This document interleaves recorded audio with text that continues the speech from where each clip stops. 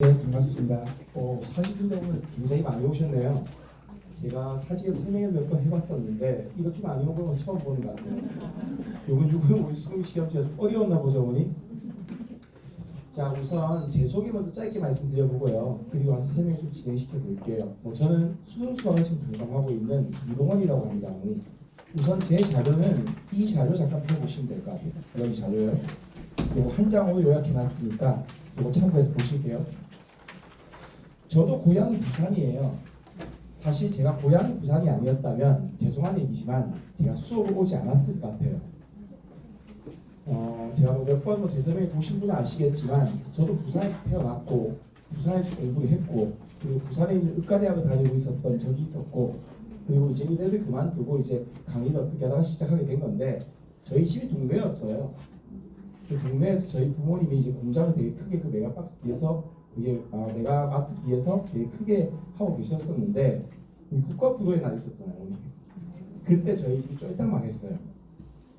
잠깐만 제 얘기 할게요. 그래서 이제 그때 제가 의대를 가야겠다. 그게 이제 제가 이제 마음을 먹은 게 이제 고2 말이에요. 딱 성적을 봤더니 국어가 9등급인 거예요. 저는 수학은 되게 잘했거든요, 솔직히요. 수학은 한 30분도 안 가서 한 23분, 5분 한 답할 만큼 수학 천재였는데, 과학도 저 무한무투 선택이거든요. 물리 빠예요. 살면서 틀려본 적 한 번도 없어요. 근데 이 국어가 도저히 이해가 안 되는 거예요. 전 정답이 3번 또는 5번이라고 생각하는데 정답 1번인 거예요. 그래서 성적을 봤더니 저희 선생님이 하신 말씀이 넌 수학은 정말 잘하는데 너무 이과스러워서 담임 선생님이 말씀하셨어요. 넌 절대 의대를 못 간다. 9등급이 어떻게 의대를 가냐. 그래서 정말로 진짜 국어 공부를 고3 때 하루에 한 13시간 이상 공부했던 기억이 있어요. 지금처럼 이렇게 좋은 국어 선생님이 안 계셨기 때문에 저는 학원 다닐 돈도 없었고 정말 미친듯이 공부해서 극복했던 기억이 있어요. 그러다 보니까 국어는 기억해가지고는 한 9개월 때까지는 극복이 안 됐고 9개월 때 극복이 됐어요. 정확하게 딱 9개월. 8개월까지 극복이 안 됐어요. 좀 만만치 않더라고요. 물론 9등급이니까요, 어머니. 우리 아이들 9등급 아니잖아요, 어머니. 그리고 9개월 때 제가 실제로 진짜 9등급 받던 제가 국어를 하나 틀리는 정도 선까지 올리긴 했었거든요. 그러고 나서 이제 사실은 수능은 조금 못 쳤어요. 저는 원래 서울대학교를 갈 줄 알았는데 당연히 그 정도 성적이 될 만큼 성적이 쫙 올랐겠죠, 당연히요. 왜냐하면 나머지 과목도 크게 문제가 없었으니까. 근데 수능 때 영어 듣기 5개 틀린 사고를 좀 만든 다음에 제 인생이 좀 바뀌었어요. 그리고 부산에 의대를 갔고 그때 과외를 시작했고 과외가 한 석 달 만에 마감되기 시작하면서 이제 애들이 이 선생님 수학 정말 잘한다. 그러면서 이제 제가 사람을 고치는 게 맞나? 아니면 아이를 수학을 고치는 게 맞나?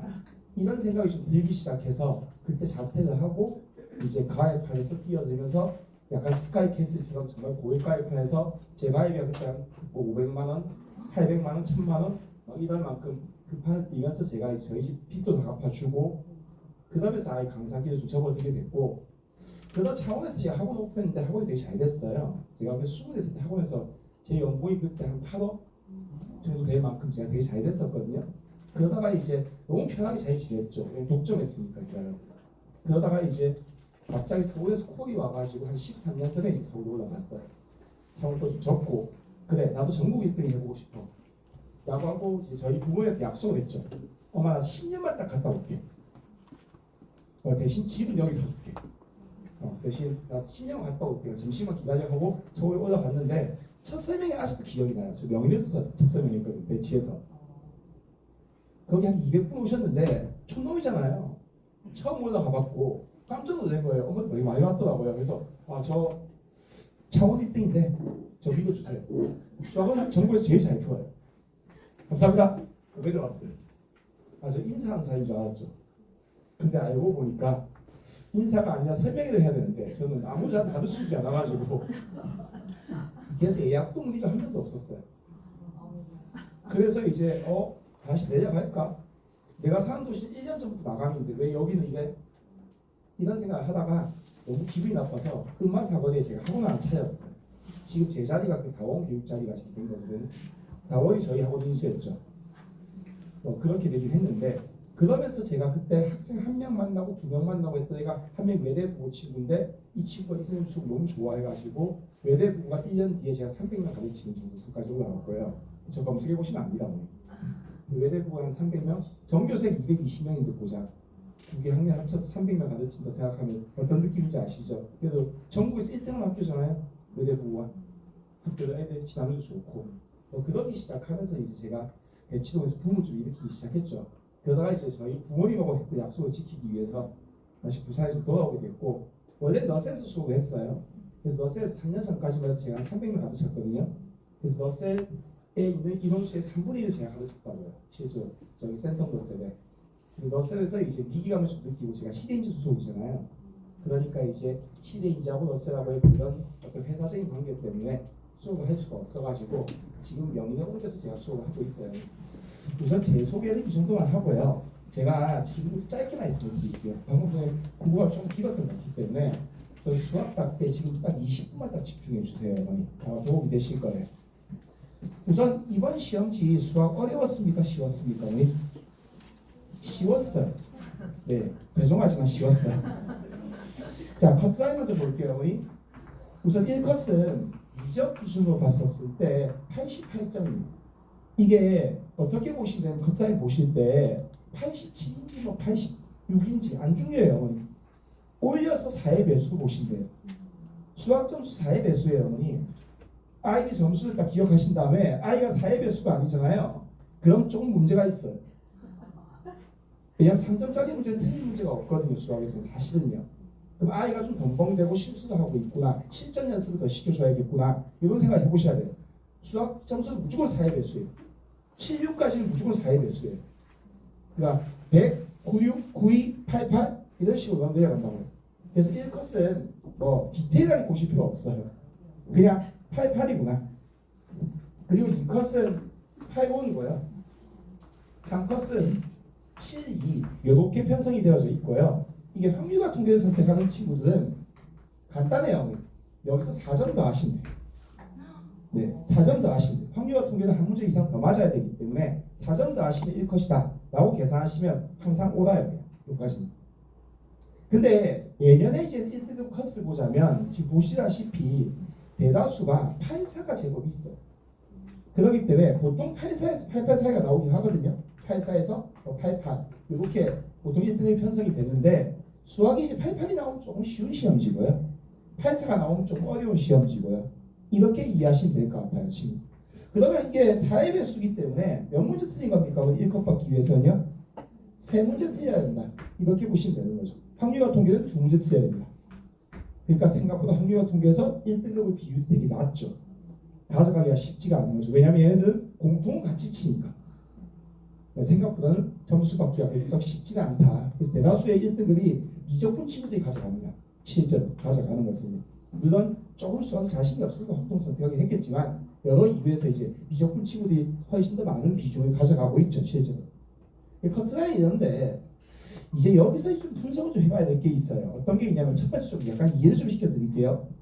수능이 그러면 보세요. 과거에는 어땠었냐면 여기 보세요. 17년도 20년 이게 이전 교육과정이거든요. 이전 교육과정 때는 1등급이 몇 점입니까? 90이었죠. 근데 거기서 84나 88 떨어졌잖아요. 그럼 수능이 어려워졌습니까? 쉬워졌습니까? 어려워졌잖아요. 30초 생각하면. 컷이 떨어졌으니까요. 당연히요. 이때는 2문제 틀려야지 1등급인데 과거에는 지금 교육과정들은 3문제에서 4문제 틀려도 1등급이 나오는 거니까 더 어려워졌잖아요. 근데 이게 반전이 좀 있어요.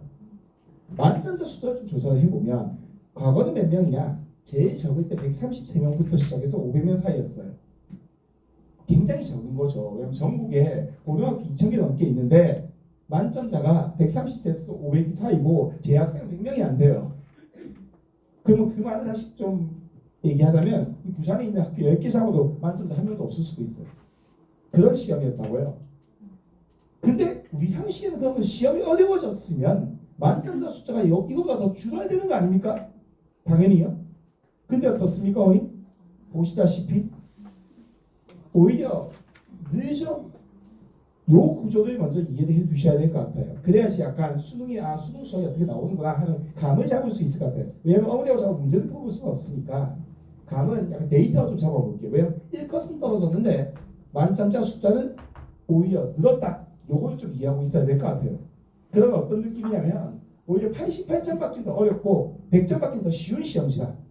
요런 구조인데 이 구조를 간단하게 요약해보자면 이렇게 될 것 같습니다. 어머니 머릿속에는 아마 킬러라는 개념들이 좀 있을 거예요. 기본적으로. 워낙 뭐 매스컴에서 많이 떠들기도 했고 그러기 때문에 근데 과거의 문제는 27문제가 기본 문제고요. 여기에 3문제가 수학 문제는 킬러 문제로 출제를 했어요.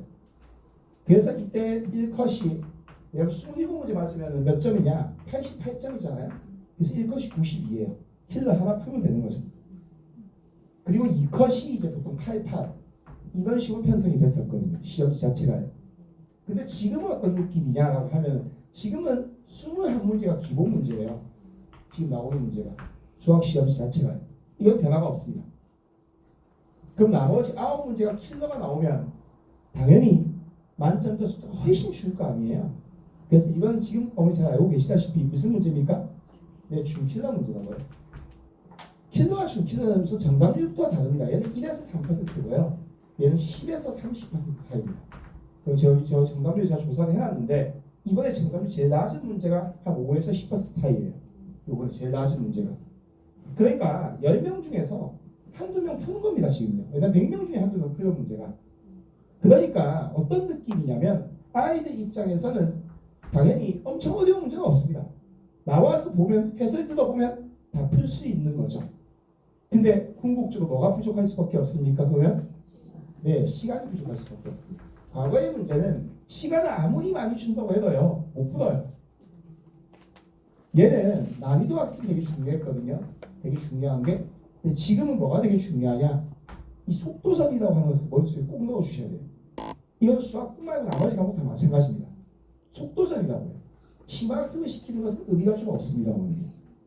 그래서 되게 잘못된 게 어떤 공부를 하는 거냐면 어머니 머릿속에 이런 생각 하시는 분들 되게 많아요. 애들 그런 생각 많이 하는데 그러면 선생님 좀 어려운 거 공부하면 준킬러는 거기에 포함되는 거 아니냐라고 생각하는데 이걸 지우셔야 돼요.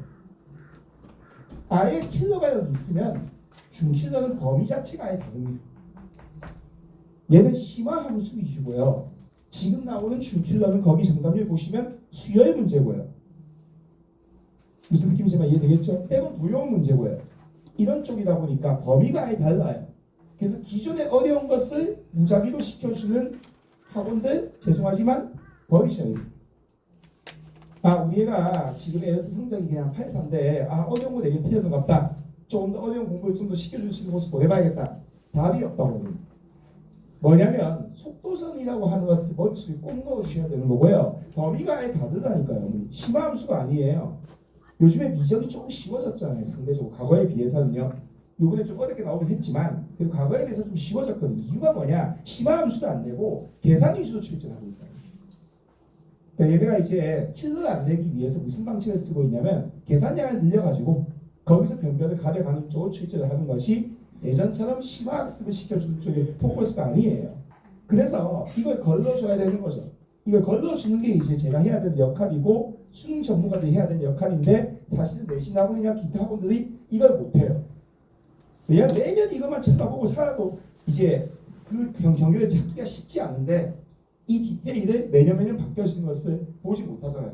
내신한다 바쁘고 그냥 이거 지도한다 바쁘고 이러다 보니까 요거는 어디까지나 이 범위의 이슈가 너무 중요하다는 생각을 잊지 말아야 될 것 같아요. 두 가지를 잘 하시면 올해 실패하지 않을 수 있는데 첫 번째는 요 시험은 속도전이라고 하는 것을 머릿속에 꼭 좀 넣어주세요. 그래서 우리 애가 시험 잘 못 치는 이유 어디에 있나라고 한다면 속도전이 포커스구나. 그래서 집에 와서 뭐 다시 풀어보니까 엄마 별로 어렵지 않았어. 난 충분히 더 받을 수 있었어. 나는 이 가정법은 사실은 크게 의미가 없습니다. 다시 시험을 치면 다시 그렇게 치는 확률이 되게 높습니다.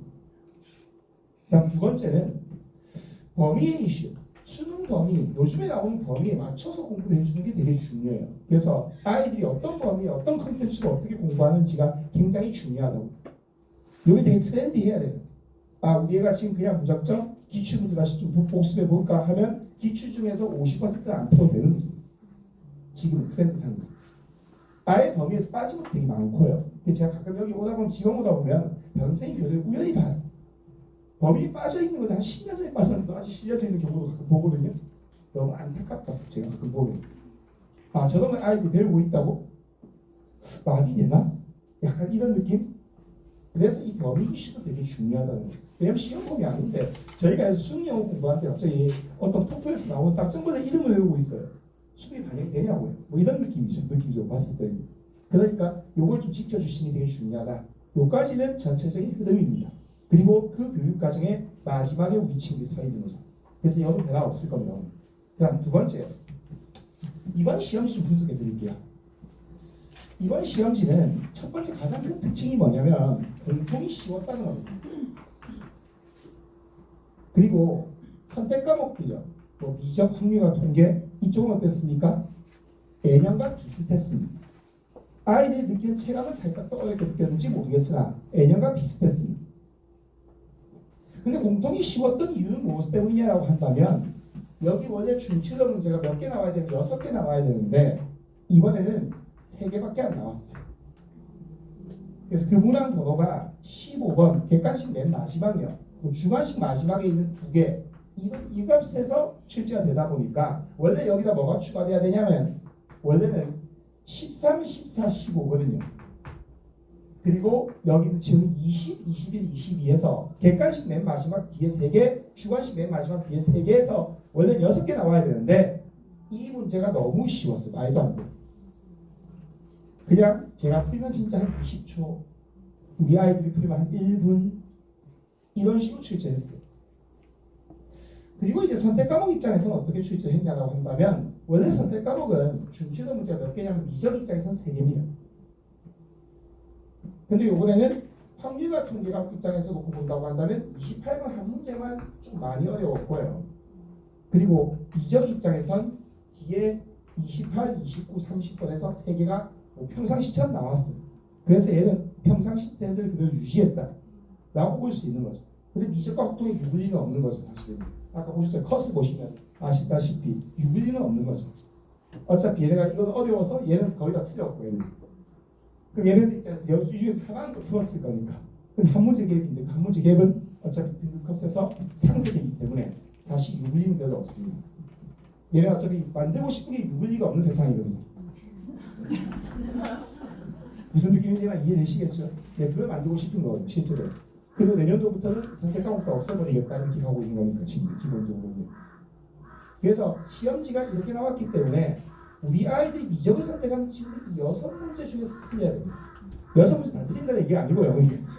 6문제 중에서 틀려야 되는 거지. 다른 걸 틀린다는 것은 뭔가 심각하게 뭔가 비는 게 있다는 이야기고 확률과 통계를 선택한 친구들은 이 4개 중에서 틀려야 됩니다. 그렇지 않으면 사실 조금 문제가 있다. 이렇게 보여진다는 거죠. 자, 그런데 여기서 되게 더 중요한 얘기 말씀드릴게요. 그러면 올해 수능은 어떻게 될 것인가?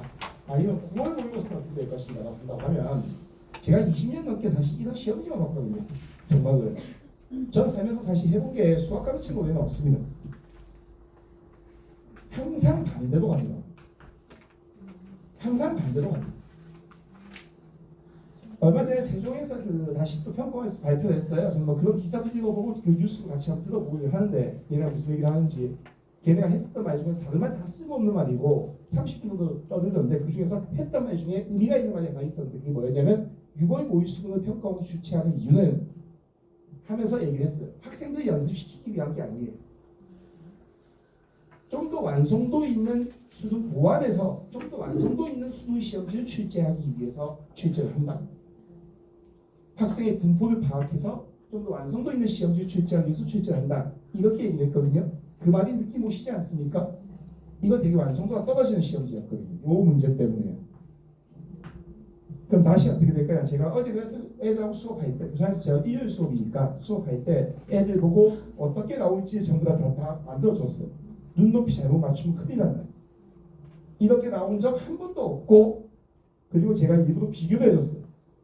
6월 때 이렇게 나왔는데 수능 때 어떻게 나왔었는지 비교도 해주면서 제가 이거는 눈높이 제대로 맞춰야 된다.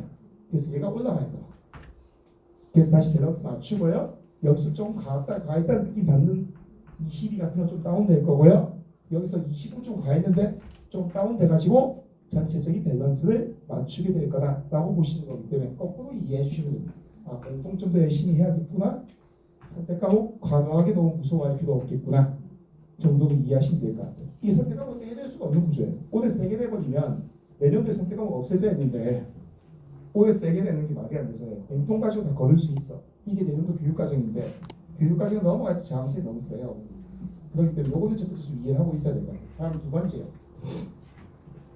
얘네가 변화를 좀 추구했거든요. 시험 자체가요. 어떤 변화를 추구했냐면 문항이나 문항 배치나 또는 예전에 강하게 내던 것을 좀 쉽게 내기도 하고 또는 예전에 나오지 않던 것을 조금 더 출제하기도 하고 약간 이렇게 비중에 대한 조절을 했거든요. 이거 문제행식으로 얘네들 돌려가면서 출제합니다. 그렇기 때문에 뭐라고 생각하시면 되냐? 수능도 변화하겠구나 라고 생각합니다. 이게 하나의 지표가 될 수가 없습니다.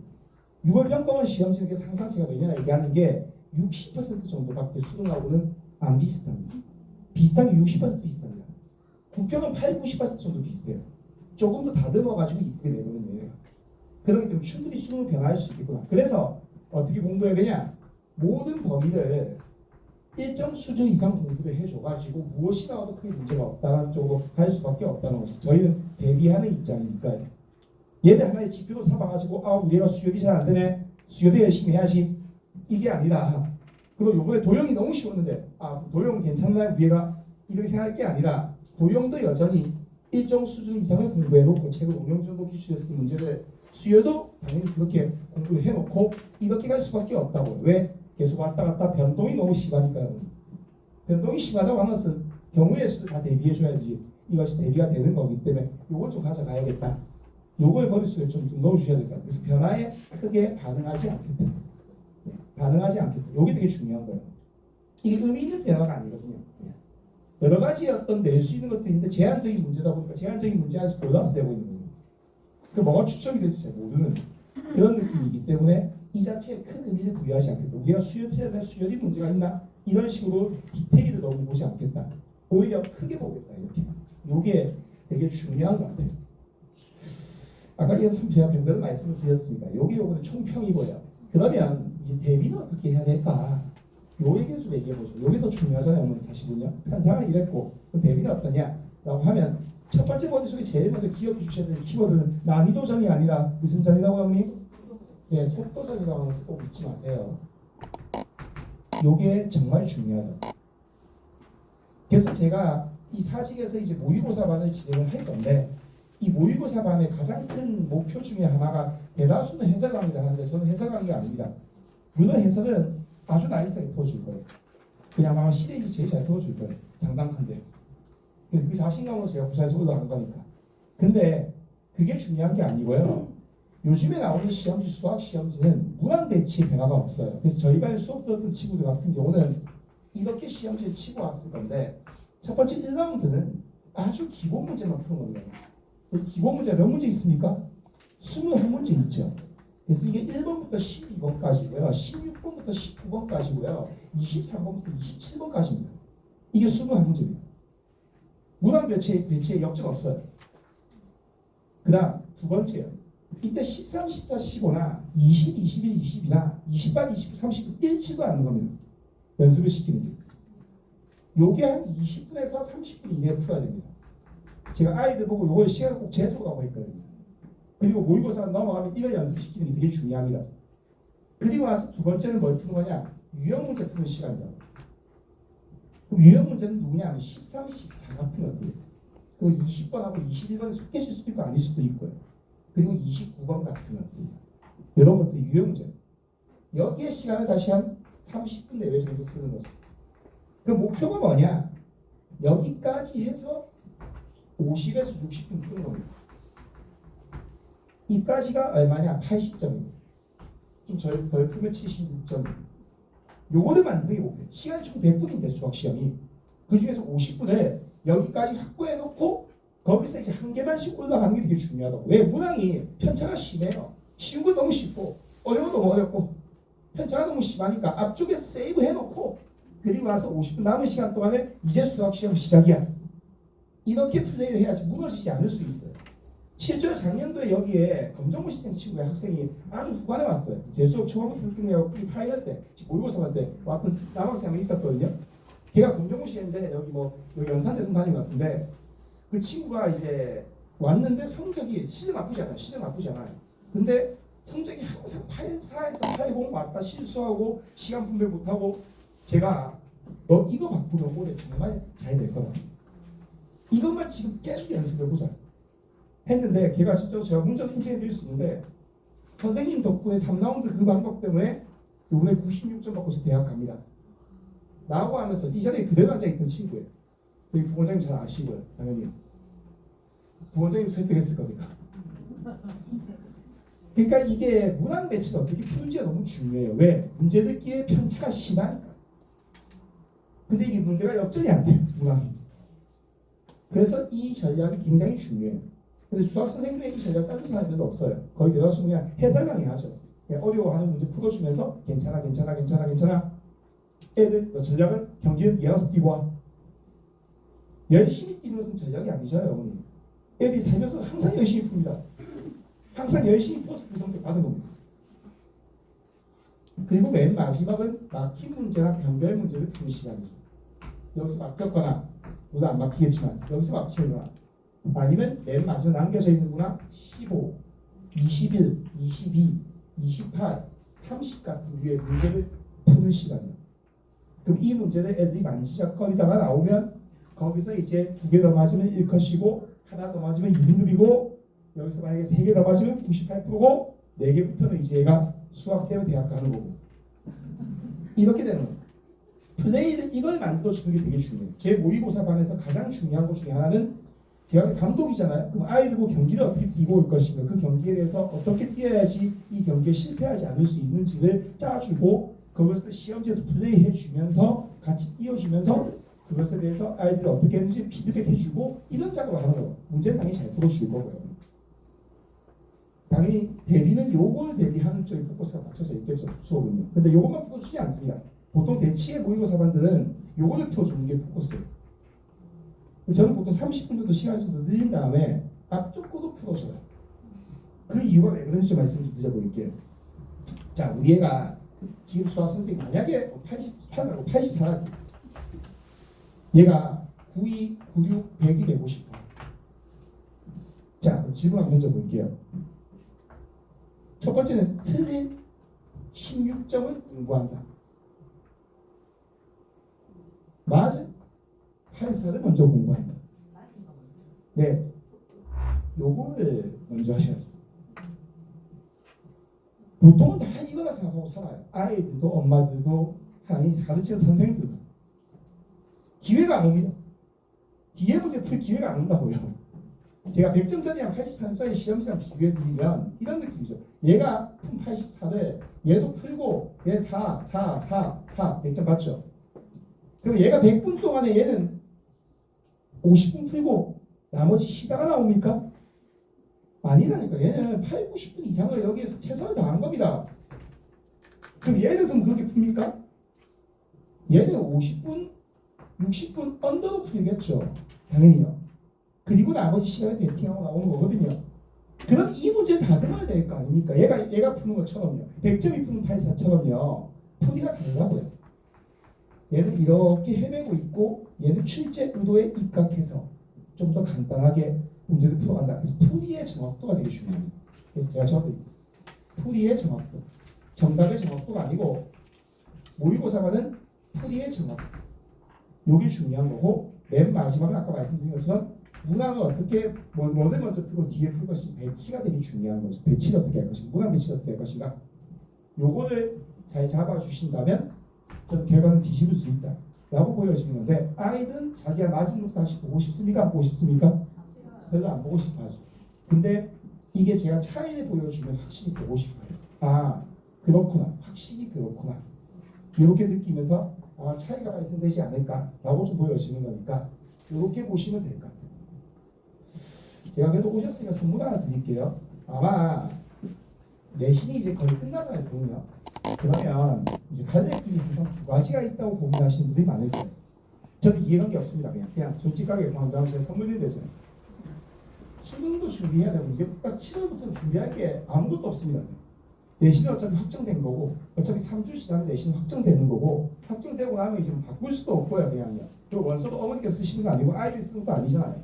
어차피 입시 전문가한테 맡겨서 쓰는 게 가장 이상적인 거고 끝나 있는 게임이고요.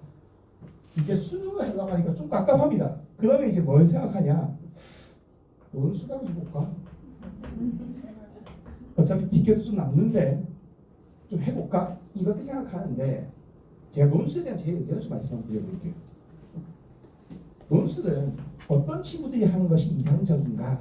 이런 생각 한번 해봤어요. 저는 논술 선생님 친한 사람들이 많거든요. 대치에는 지금 대치에서 지금 전체 1등한 애도 저하고 되게 친해요. 그냥 그렇게 되게 친한데 논술은 어떤 친구들이 하는 게 제일 나이스한가 생각해보면 딱 간단합니다. 첫 번째는 수학 성적이 좋아야 됩니다. 수능 수학이 안 되는 인간이 논술 수학이 된다? 말이 안 된다고요. 그리고 당연히 어떤 느낌이냐면 수능 쳐가지고 100분위를 한 6% 내외 정도 받으면 요즘 연고대 가거든요. 논술을 쳐서는 0.6% 언더를 받아야지 연고대 갈까 말까. 네, 느낌은 그런 느낌입니다. 차이가. 수학 성적이 첫 번째는 무조건 88 이상이 되는 친구들이 고대해 볼 수 있는 선이지 그 이하는 사실 고대의 선이 아니에요. 아주 심플합니다. 수능 수학이 안 돼도 논술 수학이 된다고요? 말이 안 된다는 거고요. 다음 두 번째는 수학 성적이 좋은데 다른 과목도 좋아요. 그러면 굳이 할 이유가 없잖아요. 그 나머지 이제 국어나 뭐 영어나 탐구나 이런 과목들이 맞아야겠죠. 예, 이 친구한테 최적화라고. 사실 저 때 만약에 논술이 있었으면 전 최적화였다. 전 완전 최적화였죠 진짜. 아마 논술은 무조건 하고 넘겼을 거예요. 저희 때는 되게 수리논술이 엄청 많이 출제하고 되지 않았기 때문에. 그러니까 저 같은 케이스. 국어는 9등급인데 뭐 9등까지 안 간다도 한 4, 5등급인데 3, 4등급인데 수학은 너무 잘해요. 우리 네, 이런 건 저는 무조건 시켜볼 것 같습니다. 그거 외에는 반반 나눠 가져가시면 분산 투자하시면 네 어차피 사실 얻어가는 것은 그만큼 또 적은 거다. 그래서 입시라는 게 제가 아는 입시는 그렇거든요. 보세요. 내신하고요, 수능하고요, 논술이 여기 있어요.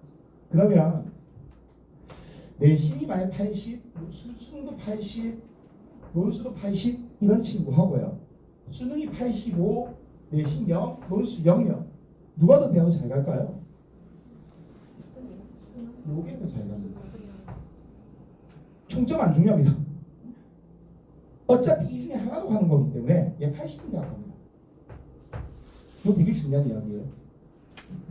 그래서 입시에 대해서 이해를 하실 때 어떤 느낌인지 알 수가 있는 어머니 그 마음 편하고 아이들 마음 편하기 위해서 분산 투자하면서 이렇게 하시면 그만큼 데이터를 얻어가기도 상당히 어렵다는 생각을 좀 가져주신다면 전반적인 이해가 되실 것 같아요. 마지막 제 수업 잠깐만 설명하고 마칠게요. 저는 이제 지금부터 7월 달부터는 어차피 우리 친구들이 전부 다 수능을 해야 되는 입장이거든요. 이제는 뭐 내신 끝났기 때문에 학원을 옮겨주셔야 될 시간이고요. 혹시 내신하고 다니고 있었다 하더라고요. 아니면 과외를 받고 있을 때도 옮겨줄 시간이라고요. 지금부터 좋은 컨텐츠의 마지막을 마무리해야 되는 거니까요. 지금 당연히 서바이벌 컨텐츠로 지금 진행을 할 거고요. 요거는 뭐 여기 제가 명인에서 수업하고 있지만 명인에서 판매하는 서버나 다른 학원에서 판매하는 서버랑 인터넷에서 판매하는 서버랑 아예 다른 버전입니다. 서버는 버전이 A, B, C가 있고요. 이 A, B, C 중에서 A 버전은 누구만 쓸 수 있냐면 N수 최종 수업을 띄고 있는 선생님들만 쓸 수가 있어요. 대한민국 20명만 쓸 수 있어요. 근데 아시다시피 신대인재 선생님이 부산까지 수업 온 이유가 없어요. 한 명 있어요. 저 엄마를 보고 가야 되거든요. 정말 어머니하고 했던 약속이 있어요. 제가 진짜로. 그래서 매주 제가 어머니 식사를 사드리고 올라가는 게 저희 하나의 미션. 제가 유일하게 하는 제 사생활 그거기 때문에 제가 매주 부산 와서 어머니 식사 사드리고 그리고 올라갑니다. 그래서 저는 사실은 부산에 제일 처음에 왔었을 때 그런 생각이 되게 컸어요. 왜 대구까지만 제가 대구 수업 가거든요. 대구까지만 해도 시대인 선생님이 한 3분 정도 내려오시는데 물론 대구는 시대가 있지만 왜 부산이 이렇게 낙후됐지? 내가 한번 들고 가봐줘야겠다. 정말로요. 이거 생각보다 굉장히 큰 혜택이에요. 네. 그래서 저희는 오리지널 버전 쓸 거고요. 명인이나 나머지 인텐스 파면서 23% 뒤에 것을 파셨어요. 저희 대표님이. 저희한테 양해를 구하고요. 저희가 제종을 띄워주는 대신에 저희가 그 컨텐츠 권한을 저희가 가지고 있거든요. 제가 시급받고 제종 띄잖아요. 어머니. 시급받고 제종을 띄 이유가 전혀 없는 선생이잖아요. 물론 시급이 40만 원입니다.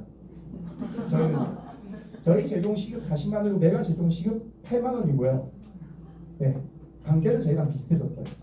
이제 그런 식이다 보니까 저희도 이렇게 굉장히 치열하게 살아요. 최상위 리그에서 그냥 거기서 순위 매겨시면서 뛰고 있는 거다 보니까 어쨌든 컨텐츠는 무조건 제일 좋을 거고, 그리고 전국 모집단이 제일 큰 시험지를 치게 될 거고, 전국 성적표가 나오게 될 거다 라고 이해하시면 돼요. 우리 애들 그 답안지에 제가 걸어서 제가 서울 들고 나가서 거기서 같이 통계내서 자료들이 전송이 될 거다 라고 이해하시면 될 것 같아요. 그렇기 때문에 아마 뭐 컨텐츠의 유불리는 없을 것 같아요. 결론적으로 얘기해서는. 대신 이제 이걸 어떻게 풀어주고 어떤 문제부터 풀어주는지가 되게 중요한데, 저는 어쨌든 아까 제가 말씀드린 것처럼 여기서부터 풉니다. 이 기본 문제는 제가 생각하지만 풀어드릴 수는 없지만 여기서부터 풉니다. 아예 어려운 문제만 푸는 게 아니고 앞쪽부터 풀어가지고 제가 문제를 좀 빠르게 풀기도 하고 한 15문제 내외 정도 풀어줘서 우리 친구들이 좀 다듬어 볼 수 있고 속도전에 대비할 수 있게 해줄 거다 정도만 약속해 드릴게요. 그리고 실행제는 그 NG 컨텐츠가 있거든요. 문제풀이요. 문제풀이 컨텐츠는 센텀에서 진행합니다. 사직은 모의고사 반, 일요일 오전입니다. 자, 일요일 수업 세 타임이기 때문에 여기 오전 수업 9시부터 1시 수업, 이게 사직에서 진행하는 모의고사 반이고요. 요거는 웬만하면 전 보내주셨습니다. 정말로요. 뭐 저는 수강생이 아쉽지 않습니다. 조금 건방지게 말씀드리면 제가 총 5개 도시에서 1등이거든요. 부산도 제가 1등이긴 해요. 이것도 너무 적어서 그렇지. 네. 근데 부산이 왜 이렇게 공부를 안 하는지 저는 정말 공감을 잘 못하겠습니다. 아이들 탈출시켜야죠. 서울로. 그래서 사직 모의고사까지 진행을 할 거고, 그리고 1시 반부터 5시 반까지는 저희 센텀에서 모의고사반을 똑같이 진행을 할 거고요. 그리고 6시 반부터 10시까지는 센텀에서 엔제 문제 풀이반, 요거는 개념 공부하면서 다시 한 번 더 정리하는 수업을 진행을 하는 쪽으로 그렇게 할 거니까 스케줄 그렇게 참고해서 보시면 됩니다. 이 두 가지 수업은 똑같은 수업입니다. 그래서 뭐 교차 수강도 가능하고, 학생이 혹시 스케줄이 안 됐을 때 보강도 가능하고, 아니면 시간 되시는 대로 따라가시면 될 것 같고요. 이때는 아까 제가 약속드린 대로 애가 최소한도 문제를 푸는 순서 정도 배치나 경기 뛰는 것 정도까지는 제가 꼭 다듬어 놓을게요. 그게 되게 도움이 될 거예요. 분명히 수능을 칠 때 어떤 위기 상황, 시험이 어려울지 쉬울지 아무도 모르죠. 아무도 모릅니다. 그 상황이 됐었을 때 그래도 우리 아이가 실력껏은 시험 칠 수 있도록 만들어 놓는 것을 목표로 갈 거고, 그렇게 뛸 거니까 그렇게 이해해 주시면 될 것 같아요. 마지막으로 이 말씀만 드리고 마무리 지어볼게요. 오늘 컨텐츠가 되게 많아요. 엄청 많아서 사실은 다 못 풀어서 문제지 부족하신 절대 않을 거예요. 아이가 컨텐츠 때문에 뭐 서점 갈 일이 없을 겁니다. 지금부터는 당연히요. 그리고 이게 어쨌든 지금 대한민국에서 가장 투자를 많이 한 컨텐츠라는 거죠.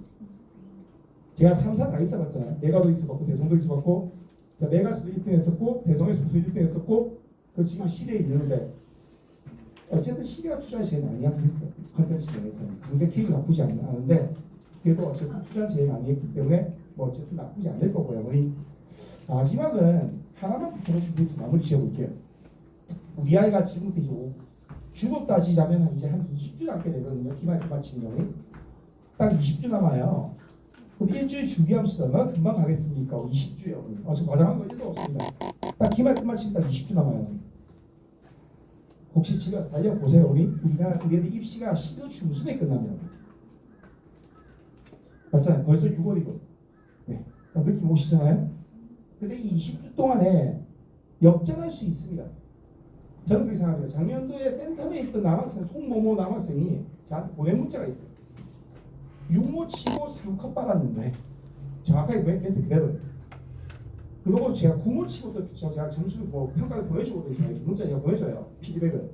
개인 대 개인으로 씁니다. 보내주는데 9모 치고 2컷 받았어요. 근데 수능 때 96점 받았더라고요. 그래서 선생님 후배로 학교 다니고 있다. 고대 다녀봐요. 예. 그러면서 다른 과목을 좀 못 쳐서 제가 고대를 갔어요. 대신 수학 덕분에 왔어요. 뭐 이렇게 문자가 와 있더라고요. 문자 이렇게 인정해 드릴 수 있어요. 혹시 관심 있으시고 저한테 문자 보내시면 인정해 드릴게요.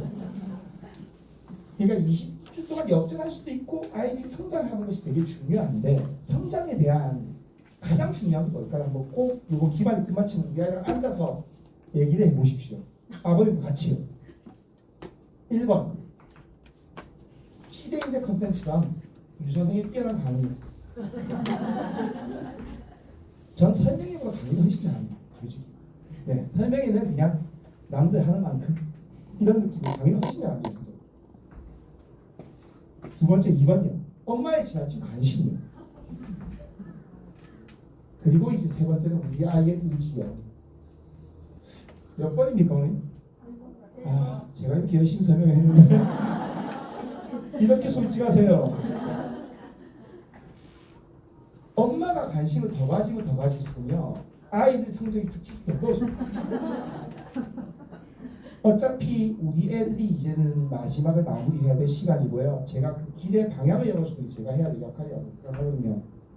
그렇기 때문에 우리 아이들한테 맡겨주시되 요번 기말이 끝마치면 우리 최소한도의 목표 어느 정도 목표 세 가지 정도 정해보세요. 최대한의 목표, 최소한도 목표, 그리고 일반적인 목표 세 가지 정도 정해놓고 집에서 우리가 그것을 위해서 어떻게 이제 도와줄 것인가, 분위기를 어떻게 잡아줄 것인가 요거 해서 보내주시면 제가 최선을 다해서 많이 좀 지어볼게요. 저 아직 결혼도 안 했거든요. 육아에 쏟는 모든 에너지를 여기다 쏟아보겠습니다. 감사합니다.